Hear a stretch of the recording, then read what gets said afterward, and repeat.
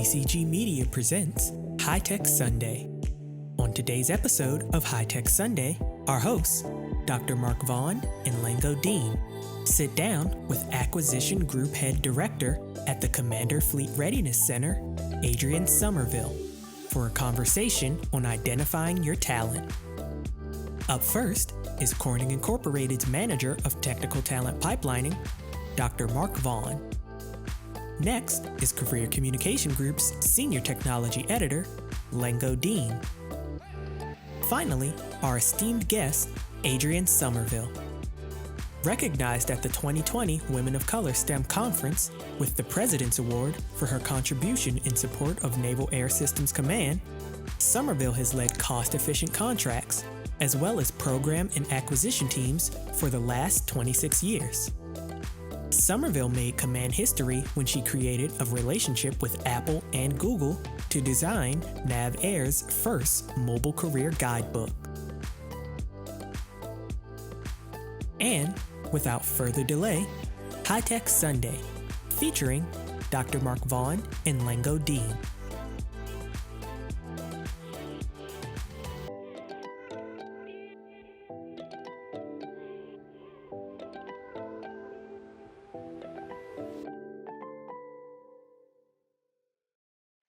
Well, thank you so much, Brandon, and welcome everyone to today's episode of High Tech Sunday. Always a pleasure to have you carve out some time to join us for these really encouraging, inspirational conversations with guests from across the STEM spectrum, and certainly that is the case today. We're happy to welcome Adrienne Somerville to the broadcast. Hey, Adrienne, how are you?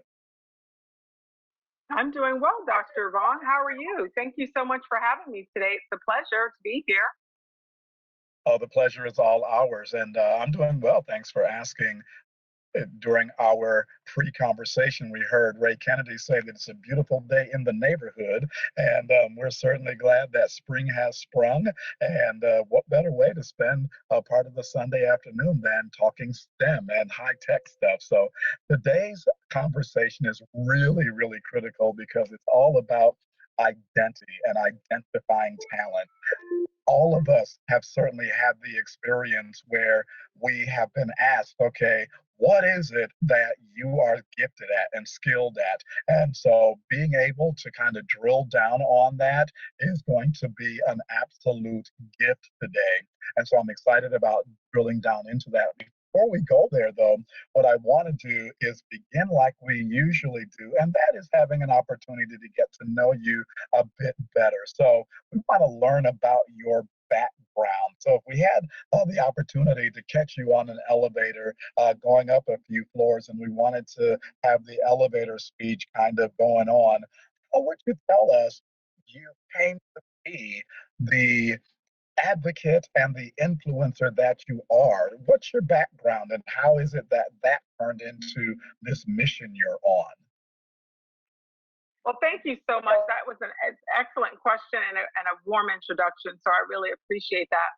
You know, it's interesting. I started wanting to be this like high-priced K Street attorney, and I moved here, accepted into Howard's Law School, and then I learned about this amazing service opportunity to be a part of the STEM family with the Navy, where I'd work with logisticians and engineers, and we would solve not only today's problems, high-tech problems, but also problems for tomorrow, right? Our youth would ultimately have to deal with in the long term.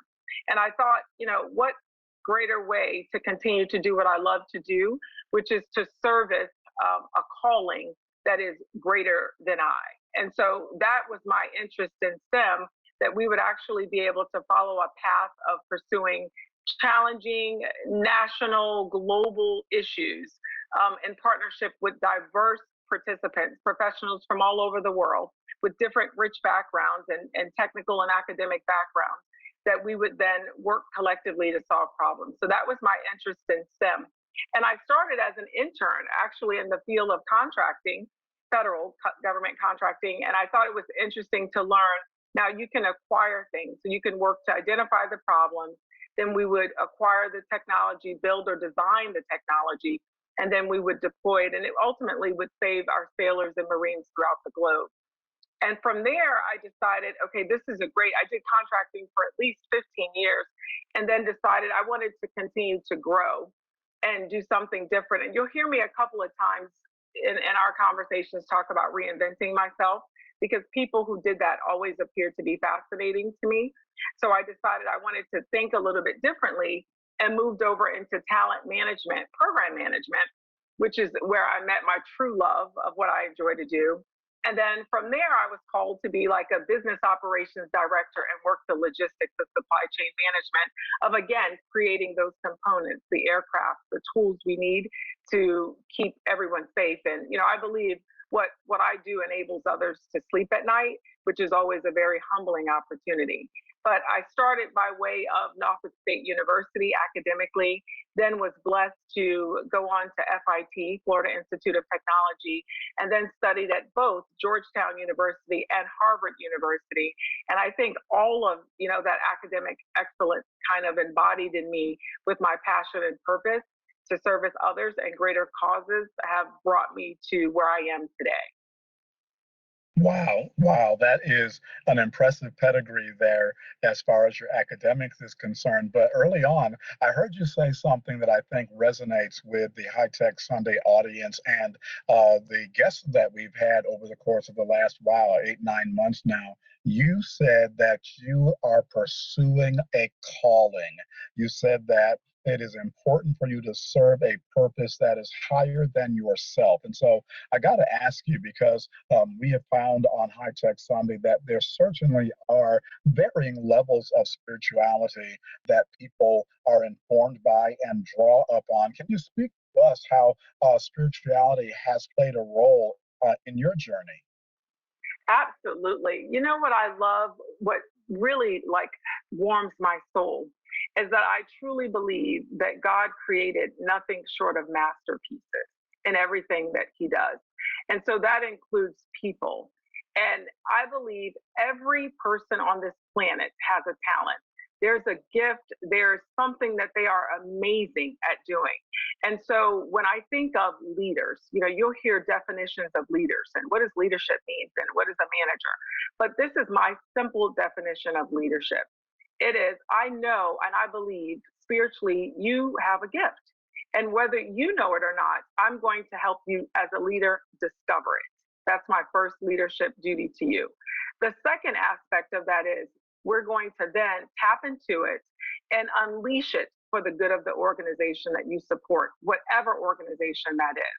And I think when you approach people in organizations as just that masterpieces, even if they're struggling or they're new or they're young, they're still trying to figure it out.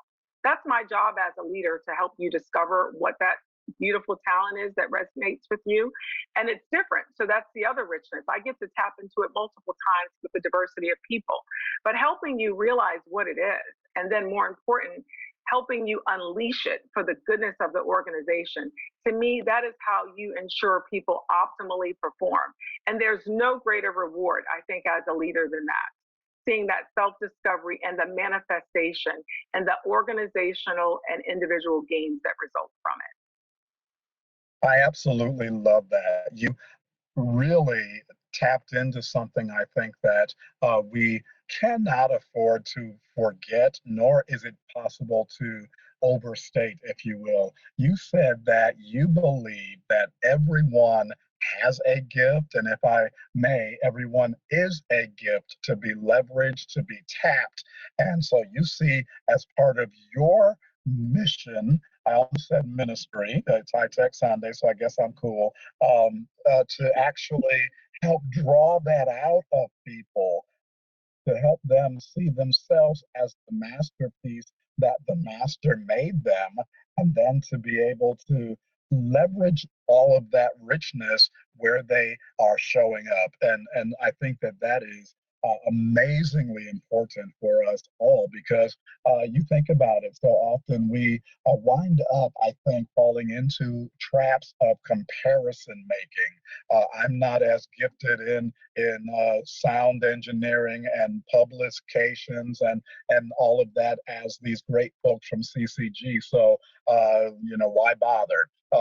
We don't necessarily tap into the richness that is in us. So before we deep dive into identity and this idea of reinvention, you grew up somewhere.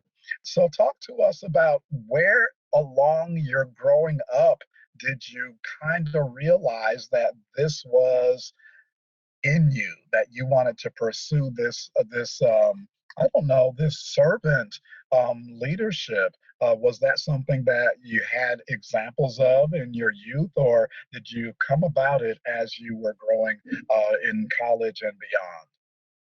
I love the fact, and I'm very grateful that I had something called a praying grandmother.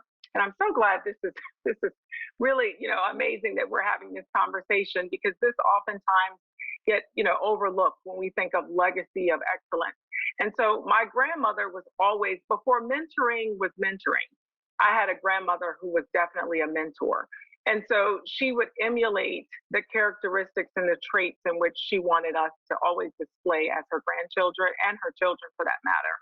And so I never saw her by one of anything. Like, it was always as if I know I'm going to meet someone who's going to have that need. So a key takeaway there was to always be prepared to support and to give of ourselves in that way. And so for years, I would say she would mentor all of us on the need to service other people, and that everyone had something to offer. And so every time I encountered someone, I knew there was some goodness in that individual. And so as a friend, or as a leader, how am I going to help draw it out of you? And I think what's so amazing is that we're having this conversation at this time, because when I think of the lessons my grandmother always taught us was to value people, to always be served then, right? And God would always bless those that would be always willing to give, even if it was of themselves. And so that prompted me to even establish a foundation, a Carolyn E. Parker Foundation, in my grandmother's name, because I also, in my professional life, but also in my personal life, I also wanted to be known as that servant leader.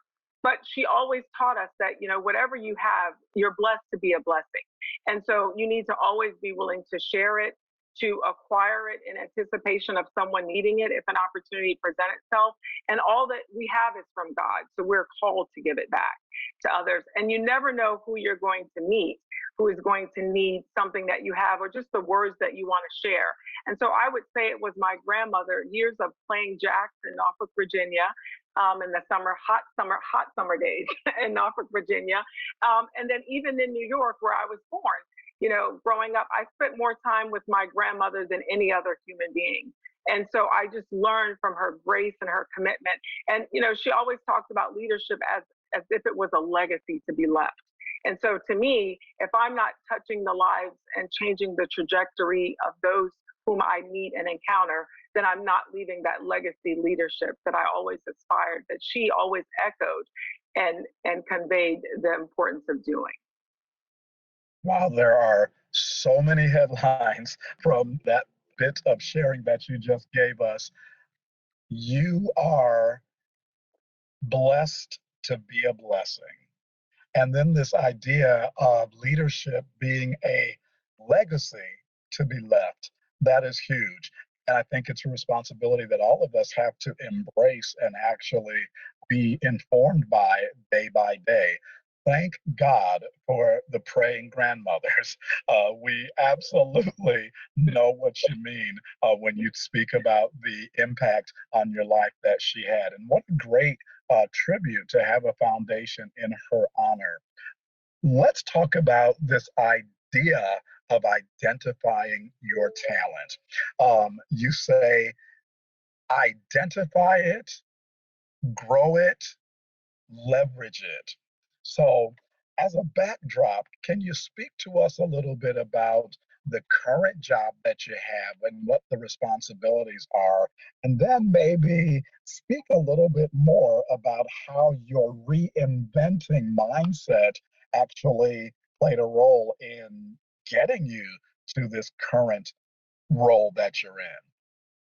It's such a great thing to talk about. I'll be honest with you, because I think it's so important in this day and time. You think about America today. I'm just humbled to even share my story. We have thousands, hundreds of thousands of people unemployed. We have companies that are not going to reopen, and we have people wondering where they fit in. I also read an article recently that said, 3 out of 5 individuals whom are employed are still now questioning their careers and whether they should stay or do something different. And so when I think of how do you identify, the talent, and for me, it's very important in my organization. When I came over, I was originally the National Business Operations Director. So I had an opportunity to manage, foreign military sales. I managed, establishment of capability and technology in the event our industry partners were not able to support, for example, a wartime environment. The government itself would have to surge capacity to support that. And all the acquisition, basically, when you think of supply chain management, obsolescence, parts availability across the globe, I've had an opportunity even to go to Japan and other places where, we had to have those components on ready every time. And if an aircraft is down, my duty is to get it back up. And we often know when you start peeling it back and disassembling it, it could be a number of things wrong with it, but there's only a certain amount of time to get it all corrected.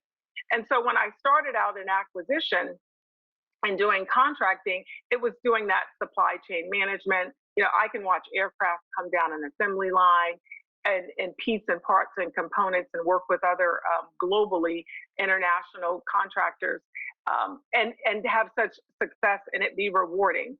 I quickly learned behind all of this, just standing in awe watching it, was people.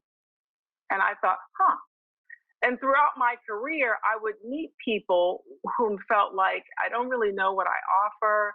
I'm not as engaged as I should be. I'm just trying to figure things out.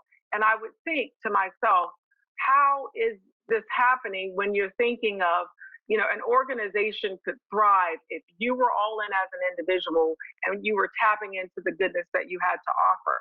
And so what's missing when individuals feel like I'm not as fulfilled, I'm not as engaged, I'm somewhat trapped, I don't feel worthy. Like I would travel throughout the United States and speak in so many forums. And I would wonder, well, how did you get to that space? Because I've not had that experience where I was second guessing my value to an organization or my value as a person and what I bring to the table. And so I think that's a sad place to be in. And I realized, well, what would it be like if everyone was 100% engaged, fully operational, aligned to the culture, speaking the language, looking at the data, monitoring their performance, with metrics and analytics, all of those STEM requirements, right? That systematic process, how rewarding that would be for a person. We spend more time in our offices than we do in our homes. So how exciting that would be, right? To have that kind of leadership. So then I started discovering, this whole thing about talent management, like what does that mean and how could we implement that in our organization? And it started out as this like environmental scan, just doing some research for about 9 months. And I realized organizations would look oftentimes at people through that quantitative lens, right? How many people, how many are there? Like, give me the numbers. But more importantly, we needed to have this qualitative, not a quantitative view of people. We needed to see like the faces and the feelings and the passion and the interest and infuse all of that in the form of data. And that allowed me to move from being that contracting person into doing talent management. And then moving from there to doing acquisition and logistics and supply chain management, because I quickly realized this is really all about people. And so when individuals are thinking, well, how do I identify what I have? I'm at this interesting place in my life. I always go back to, you'll hear stories about, well, what makes you excited? Like, what makes you so passionate?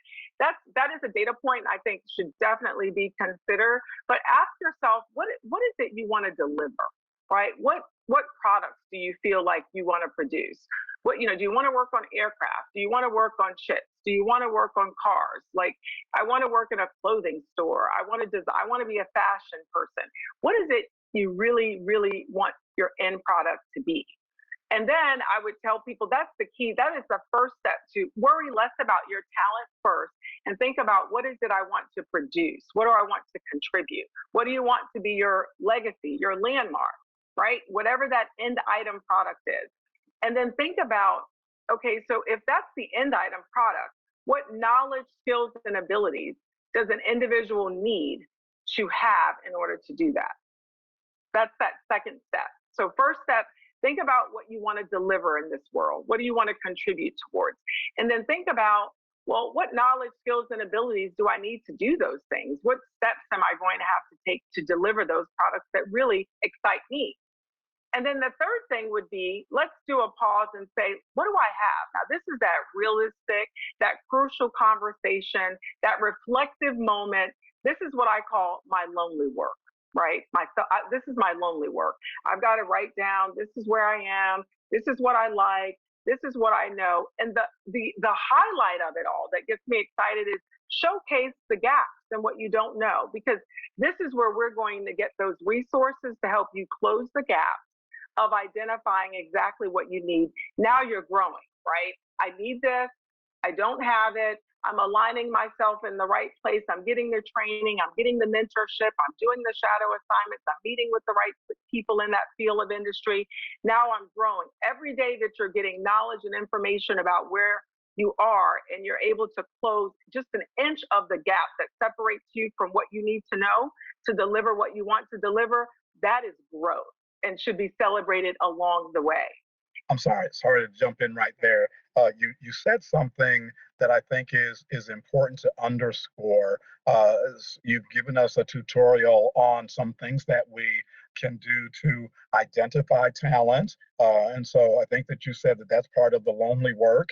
And then once you identify, grow. But you said that part of the growth is connected to mentoring, training, those kinds of activities. Certainly, it has been discussed ad infinitum, perhaps, that people from certain communities find opportunities for being mentored, for being coached, to be difficult to come by. How is it that you are able, or in your experience, have you been able to actually find those coaches, those mentors who were right for the path that you were on, without there kind of being the sense that you kind of have to settle for whatever you can get?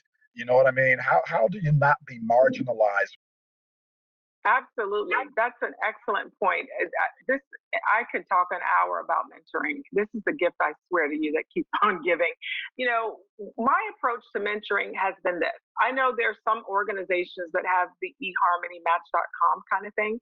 And if that works for you, that I certainly say go for it. However you identify your mentor, capitalize on it. But what I would offer people do, and what I have done in the past, is I watch people in an organization and I look to see who has the characteristics that I value and I emulate. And that, you know, that's, and they have the technical competence. They seem like they would be confident with my information. They seem to be willing to help people. And then I would actually interview them. I always tell people when I talk about mentoring is that mentoring is the gift that keeps on giving, but it's a humble opportunity to influence someone's life. So when you find someone that you want to ask to be a mentor, it's an honor for me. I won Mentor of the Year for Naval Air Systems Command several years ago. And I think it's a great experience, because this is what's key about mentoring, is that if you're willing to listen to me, to pour something in that changes your life, it's a win for me and it's a win for you. And I get as much out of those relationships. But what's key about mentoring is embrace the diversity of mentorship. Many of my mentors did not look like me.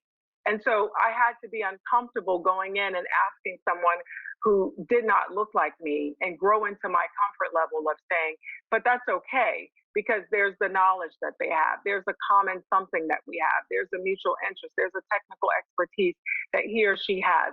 Some wore military uniforms as officers, you know, and that was okay too. Some worked in industry, but it's just your willingness to step outside of your uncomfortableness to say, I would like to ask you to be my mentor, is another way to grow.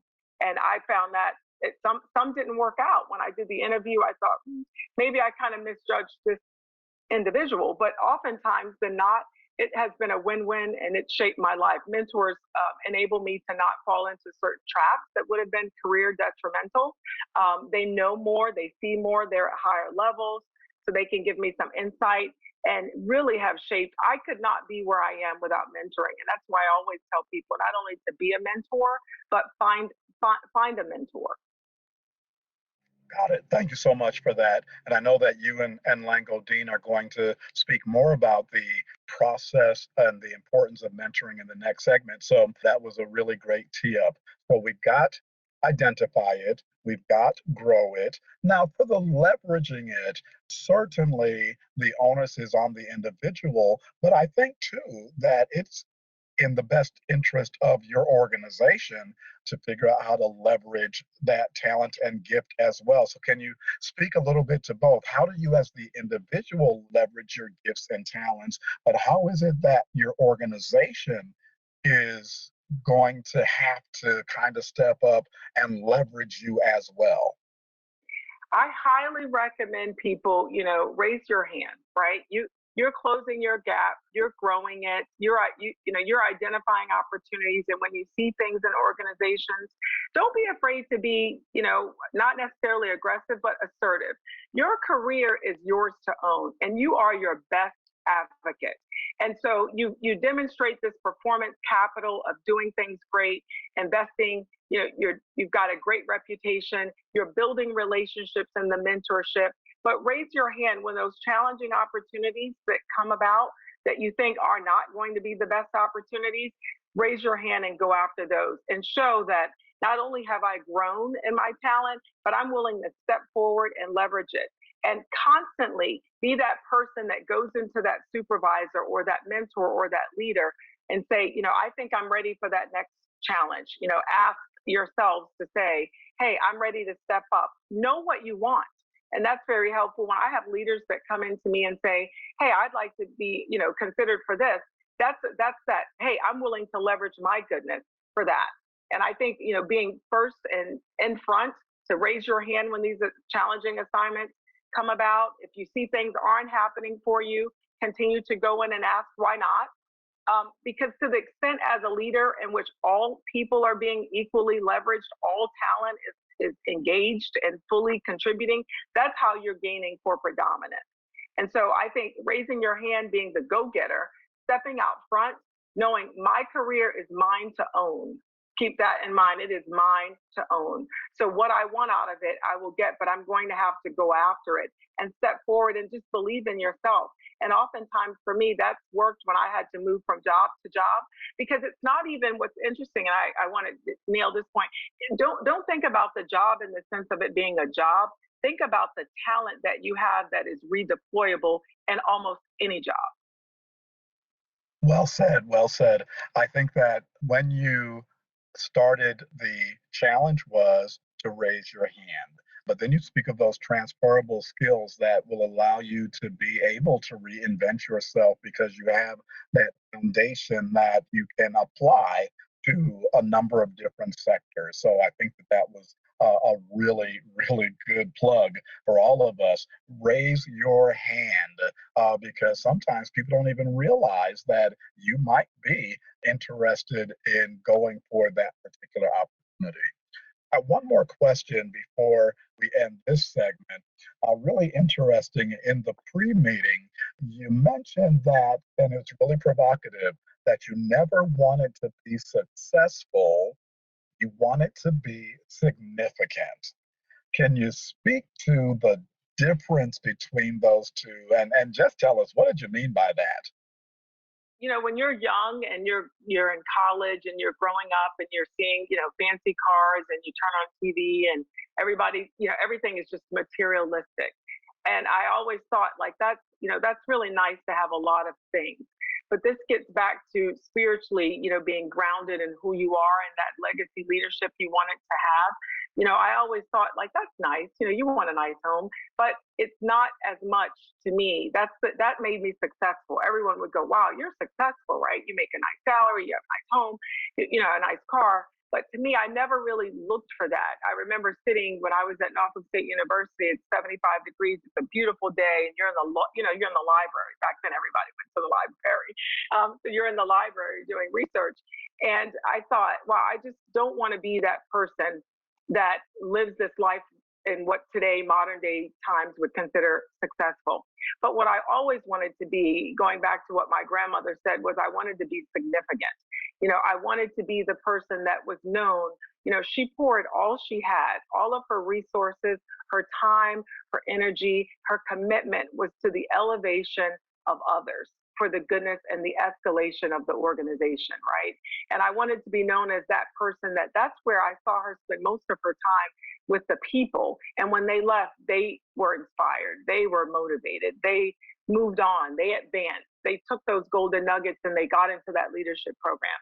That's the kind of leader I wanted to be. And I find that is much more being that significant leader, more memorable than just successful, who, that passes by, just like those, successful things will wither away in value. But when you pour into people, that is something that will continue to feed and grow and manifest generation after generation. Wow. I'm just sitting here reflecting on how quickly I'm going to steal what you just said. I'll give you credit. I'll give you credit the first few times, but then I'm going to own it. Because what I heard you say is that when you devote yourself to doing things that are significant, things that matter, that is what success is. And so it's so significant to put it that way, because you mentioned in your opening statement that oftentimes when we are younger, we kind of focus on the trappings of success, as, I don't know, society might kind of dictate, or what our experience has been: the house, the car, the six-figure, seven-figure income. But what difference are you making when we think about significance? What difference are you making? And if you are making a difference, that is success. So I listen. This was worth the price of admission just for that sharing.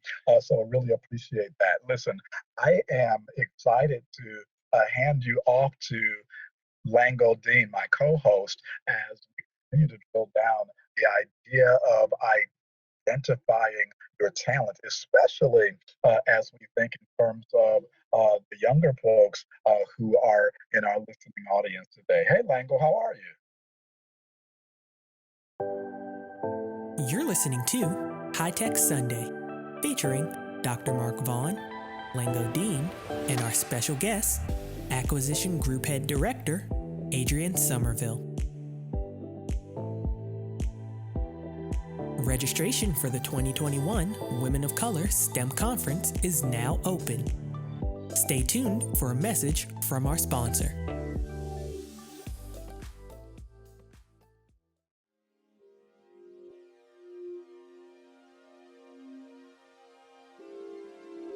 Running from October 7th through the 9th, 2021, don't miss out on the upcoming Women of Color STEM Conference. Since 1995, the Women of Color STEM Conference has been the premier forum of choice for recognizing the significant contributions by women in STEM fields. General registration opens on April 30th, 2021. Don't miss out on the opportunity to meet and learn from executives who are committed to the advancement of women in the workplace. Again, general registration opens on April 30th, 2021. We hope to see you there. Please visit www.womenofcolor.net for more information.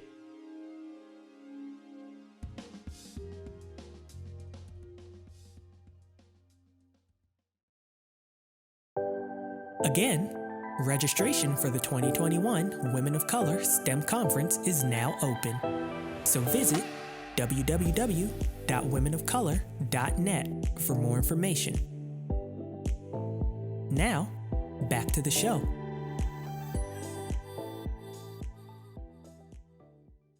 Welcome to the show, Ms. Somerville.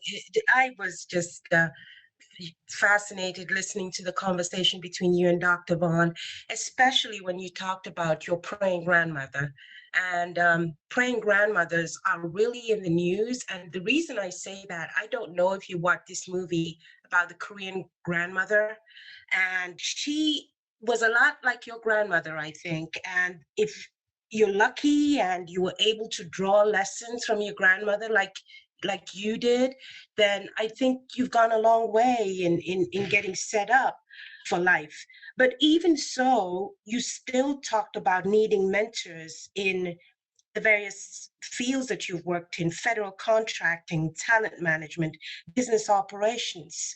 You talked about finding that common something between people that you have sort of like identified as mentors.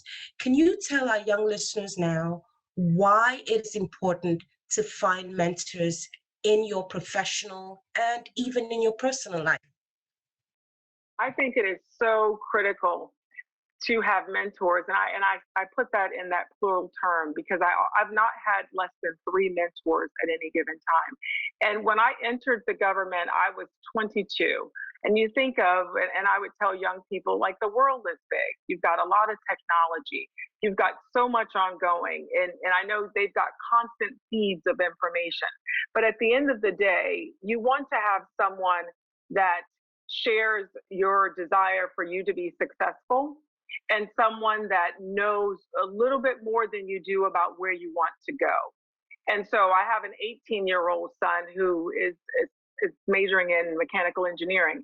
And same thing, he has mentors in the field of engineering because they can share a day in their life. They can give you insight and tips into some do's and don'ts, maybe major in this, focus a little bit more on that. This is the technology, battery technology that's coming up soon. And so they would recommend that you participate in certain programs and just open your aperture and expose you to so many things that you may not even think about in the form of just, doing it independently. And the other thing I would like young people to know is, I know it may look like it because it seems like that when you get to our levels, but no one gets to where they are alone. No one. If they are saying that, they're a little delusional maybe. No, everyone that has gotten to where they want to be and are still climbing the ladder of career progression and development had a mentor and still have mentors. I still have mentors today. And so I would say that information that you would get, it would make your journey a lot easier if you had someone helping you, guiding you, and when you feel like you're going to stumble and stagger or even quit, someone that picks you up and say, you've got it. And hey, here's a book, here's a tool, go meet with someone else. That's the other thing mentors do. It's about networking, and they expose you and allow you to grow and meet people that ordinarily you wouldn't meet. So I highly recommend students get involved and have a mentor early on in their career as possible. Wonderful. You mentioned 3 things earlier with Dr. Vaughn. You talked about thinking about what you want to do, what knowledge and skills you need for what you want to do. And you talked about that lonely, I forget the term that you use now. My lonely work. What do I have? This is what I like. This is what I know. But you've also talked about a diversity of mentorship. So if you're doing those 3 things, if you need to do those 3 things before you actually set out on your career, well, how diverse should your choice of mentors be? I like to think of, when I approach my mentoring relationships, there is someone in my field of technology, right? So that would definitely be one. So if I want to be let's say a civil engineer or chemical engineer or mechanical engineer, I would definitely want to have someone mentoring me that is in that field today. They are telling me about the trends. They're telling me about things that I need to know, and maybe mistakes. That's the other richness. Mentors can be very vulnerable and transparent, and they'll share some of their stories and lessons learned. And vicariously, students can learn from just their experiences of like, oh yeah, I get it. Okay, good. And that sticks with the storytelling, really sticks with our younger people. And I think it's so rich and valuable. And the other thing is I think it's so important today to learn that, to the extent in which we're not diverse, we're weak, right? And that's in every facet of our life. So if I'm entering into the work world, I want to ensure that I already start to realize that I want to be exposed to different types of people and learn different experiences and apply that technical richness. It's only going to make me even better and stronger at what I'm doing because I have such diverse experiences pouring into me. So I think it's important to find someone that may not look like you, but maybe grew up in another area, or someone that does look like you and, have climbed this ladder of success and they're right there delivering products that you ultimately want to deliver. And there's a huge gap between what they know and and throughout your career and meeting and sharing of stories and lessons learned and progress with them, you can get to where they are. I think that's very important from a diversity perspective, to have mentors that look like you and mentors that do not look like you.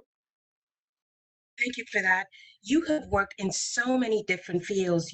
It's within the federal government, but it touches so many different things. Just reading your book, Wingspan, gives us that sort of broad view of all the different things that you do. And you talk now about finding someone in your field, exposing yourself to many different people. Are you a part of any organization that young people can join to find mentors, these diverse people that they need? So I do a lot of mentoring with the Carolyn E. Parker Foundation. That's one of the areas. And I make myself available on LinkedIn. So anyone's listening to this, if you want to reach out to me, regardless of whatever your age is, if you're a student or you're senior professional or you're still just kind of trying to figure things out, I make myself available as well. And I think that's very important to do. And so from an organizational standpoint, I'm not really affiliated with any organization that offers that, but I'm happy to just do that because that's just who I am. And if you're looking for an organization like NSBE or anything like that, I'm happy to I know a lot of people. So one of the richness about a mentor is I can mentor you, but I'll also ensure that I get you in front of the right people. And so I offer that to students as well. Sometimes just being that like connector to bring them in, to get them started on that journey with others. I'm happy to do that as well. That's great. Do you have any stories about how a mentor helped you on your journey, or how you helped a mentee? If you could share those stories, that would be really, really great.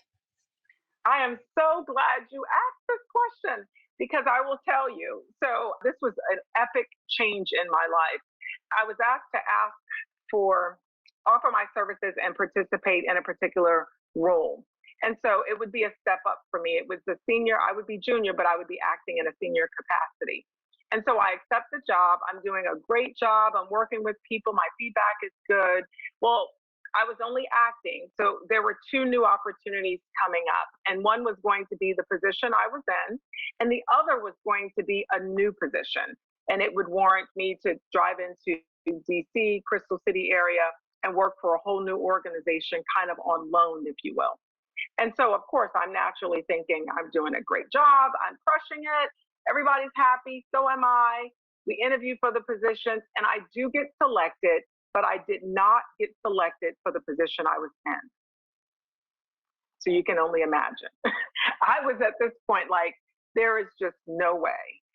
What happened? Like this, this cannot be happening. I'm devastated. I'm trying to understand, I thought I was doing an amazing job. I don't understand what happened here.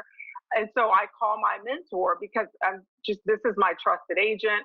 This is the one I can be totally transparent with. And I know it's not going to come back and be taken in any negative way. But basically I am like, are you serious? Are you sitting down listening to this whole play out of this story? And, he said, first of all, a couple of things transpired here. He said, and at this point, I'm not even willing to take the promotion. Now, think about that. I'm not willing to accept the promotion. That would have been a crazy thing to do. But it took my mentor settling me down, which is what they do. Sometimes they talk us off the ledge. And so he said, so you declined the job? And I said, absolutely. I'm with conviction. My feelings are hurt, and this will happen to us, right? I said, I just don't even understand. Like, this is just a tragedy. So what happened was my mentor said, first of all, you are going to accept the job because it's a promotion. Secondly, sometimes we don't all have all the facts. You think you have all the pieces to the puzzle, but you don't. So there, you and the other contender both came out on top. She could only do one job. You could do either job. And so this is the other enlightenment moment that mentors provide. That's information that I didn't have. I was all eyes on me and my myopic world, wondering why things didn't go my way. And so the mentor enlightened me. We don't turn down promotions. That's foolish. Get your feelings together. This is about an organization, you and an organization. You're going to accept the job, but this is what you're going to do. You're going to make it your own. You're going to ask for this. You're going to explain this. You're going to go there and do this. Well, let me just tell you, that job was one of my best government jobs ever. I did everything my mentor said. I collected myself, realized there is a greater good. There's a bigger organization here. It is not just about me, but they were trying to still take care of me, recognizing the contributions I had made.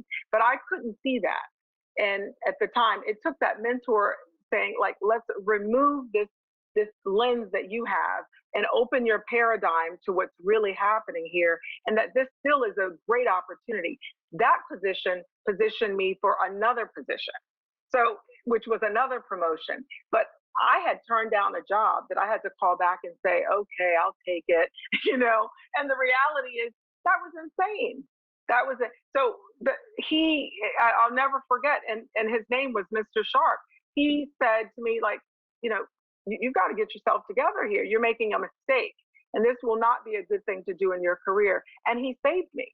And so I'm forever grateful for that. And never mind the fact that when I took the job that I was given, I loved the job better than the job I had. And he said, I knew you would. You just had to step out on faith. And you had to believe in yourself because it was different than what you were doing. It was a whole new cast of characters. But that believe in yourself like I believe in you, and I know you're going to do amazing, and we all do, which is why we were affording you the opportunity. So that's been my testimony for, like, don't allow yourself to fall into that trap of had I not been able to call him, I was going down the path of, I'm not taking this job. And I'm going to find something else because my feelings are hurt. And it's not even about that. And he said, look, this is a bigger picture. This is a technical decision. There's information that we're not often privy to that mentors share and enlighten us behind closed doors. And so I think that it changed my life, and it set me up not only for that promotion, but the promotion I received afterwards. And never mind the fact I love the job. That's wonderful. Great testimony. I mean, it's great to have someone like that in your trusted circle, your trusted community, someone who can gather you in, pull you in, tell you, get your feelings together, tell you to look toward the greater good. And today, I don't know how many years later or how many months later, here you are, testifying to the soundness of the advice that you got from your mentor. Before I turn it back to Dr. Vaughn, real quickly, can you tell us what the best advice? I don't think anything can top what you just said, but maybe there is something. What is the best advice you've ever received from a mentor on your journey? That was definitely an example of it. And the other thing that my mentor told me throughout my career was to be willing to risk it. And I think that was a female admiral who shared that, Admiral James. She said, be willing to have calculated risk, be willing to throw yourself out there. Like, we will talk ourselves into why we don't qualify for something, why we're not ready, why it's not the best time. And she said, be willing to risk it. Throw your name out there, throw yourself out there. Let people know you're hungry, you have the appetite, you can do it, and to take a risk. Because sometimes opportunities are given to individuals because of performance, and sometimes opportunities are given to individuals because, there is a belief that you will be able to do it, right? So either I've performed it, or either I have the potential to perform it. And so by throwing ourselves out there as individuals, we raise our hands to say, hey, pick me, because even if I haven't performed it, I have the potential to do it.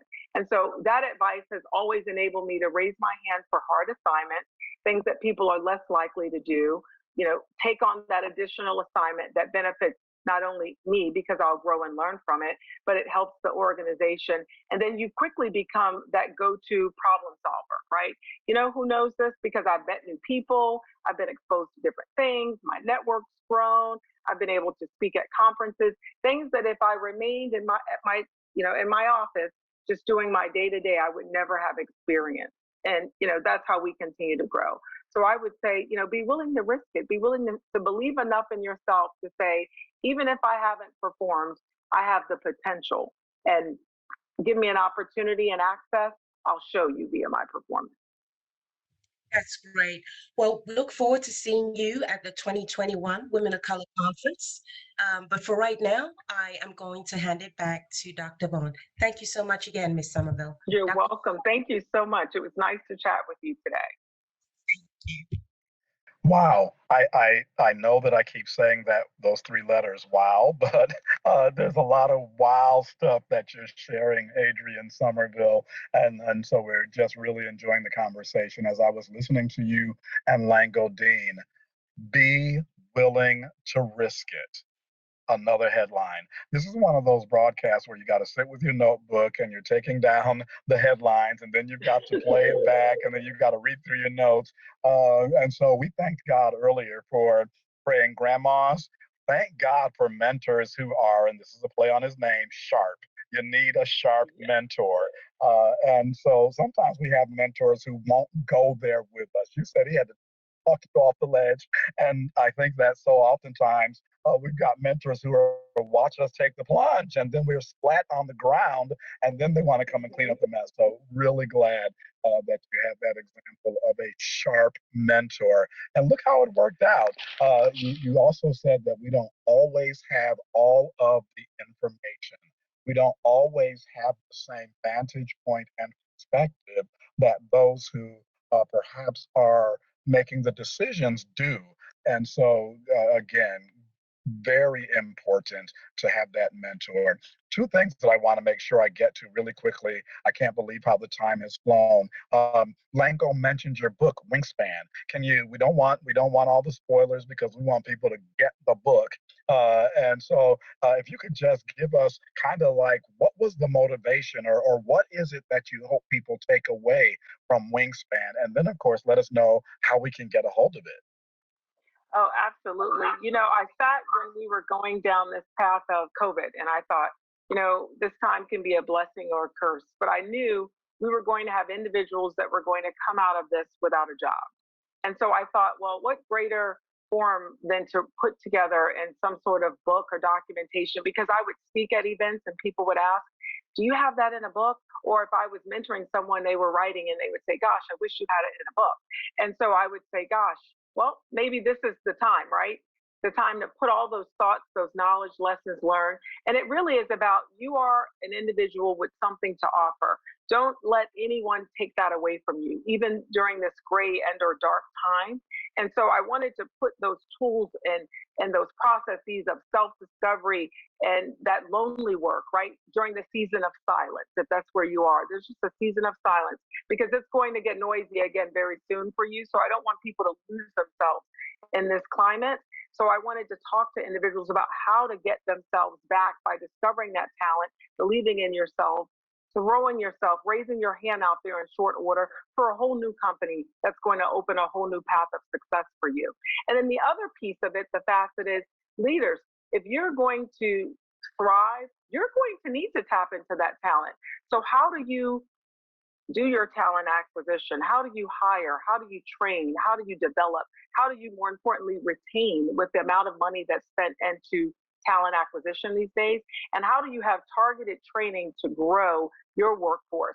That's that other dynamic. And so this gives you a succinct listing view all in one book. We didn't need to talk about it for 1,000 pages because people are busy. And so I wanted to say succinctly, here's some tools as an individual, and here's some tools as an organizational leader that when you embody, you do just what I say in the book, you gain corporate dominance. And this is the way you move forward in today's environment. Thank you so much. And where can we get the book? So it's available on Amazon. or if you go to my www.somervilleconsultinggroup.com, you can also buy it from me directly, and I'll autograph it and send it to you. Cool, cool. Thank you so much. So we're almost out of time, but 6 months ago, you became the newest member of Women of Color Royalty because you are a 2020 recipient of a Women of Color President's Award. Now, these are among the most prestigious awards that the organization bestows on individuals for their contributions. So we got to ask you before we run, what was that like? What does it mean to have been recognized in that manner? It was so humbling. I was just so honored and just grateful. It was the pinnacle for me. It really meant that, all that I have been doing over the nearly 30 years had like come to fruition for an organization. First of all, the Women of Color is like the best conference for me on the planet. And so for that to be the forum, to me, it just made me feel like I'm whole, like this. It was so meaningful to come from the Career Communications Group, for one, an organization I have such respect and admiration for what they're continuing to do year after year, day after day. And then for it to be, something so prestigious to be among so many amazing women. I mean, to me, it made me feel like, wow, that was the word. This is really, I'm whole. Like, this is it. In the eloquent words of Michael Jackson, this is it. I think that's the first, the Michael Jackson quote, and it fits. Listen, Adrienne Somerville, wow, what a great conversation. It's been such a pleasure having the opportunity to get to know you and to share you and your experiences with the High Tech Sunday audience. This broadcast really has shined a light on talent, how to identify it, how to grow it, how to leverage it. And we are so grateful to you for being willing to share with us. Can't wait to see what's next for you, but thankful that you've given us some tips and some tools for how we can move to what's next for us. Can you give us a last word as we are sent on our way? Last word of encouragement or inspiration? Absolutely. I started this interview, and thank you so much. This has just been an amazing experience. I hope I get to come back again. I started with my grandmother and, sharing stories, something she always said to my cousins and to me. And this is what I offer to everyone listening, is that you are great. You are great. And greatness, my grandmother said, could never be contained. So she would just say, shine on, just shine on. And I want people to think about it during these trying times. You are still great. And so it's just a matter of time that your greatness will continue to radiate, because she always said it could never be contained. You will have your time to shine. So keep that in mind. What a great way to end the conversation. You will have a time to shine. Well, thank you for shining a little bit of light on us, Adrienne Somerville. It's been a pleasure. For Lango Deen and the rest of us here at High Tech Sunday, it's been a pleasure. Thank you so much. Thank you all so much for having me. I really appreciate the work you're doing. Thank you. This was amazing. Well, Brandon Newby, turning it back to you to send us off. Thank you for tuning in to this week's episode of High Tech Sunday. Career Communications Group's High Tech Sunday looks at professional development and technology through the lens of spiritual philosophies. In a time when digital information is more critical than ever, this weekly program is produced by and for CCG's community of alumni and professionals in science, technology, engineering, and math fields. The community runs from national thought leaders to aspiring students, and this weekly series aims to bring a concentrated discussion around technological advancements and achievements based on universal moral principles. The 1-hour podcast will be streamed every Sunday. The podcast can be accessed through the BAYA Facebook page, Women of Color Facebook page, and CCG YouTube page, in addition to Apple Podcasts, Google Podcasts, Podbean, and Spotify. Please join us next time.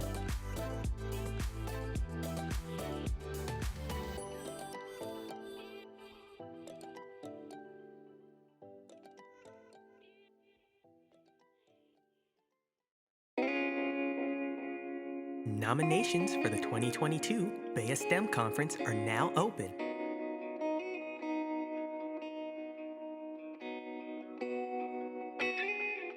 Do you have someone in your organization who goes above and beyond? Nominate them for a 2022 Bay STEM Conference Award. Please visit www.ccgheroes.com for more details on our nomination process. All peer-reviewed nominations are due on August 31st, 2021. All Outstanding Achievement Award nominations are due on October 1st, 2021. Again, please visit www.ccgheroes.com for more details on our nomination process.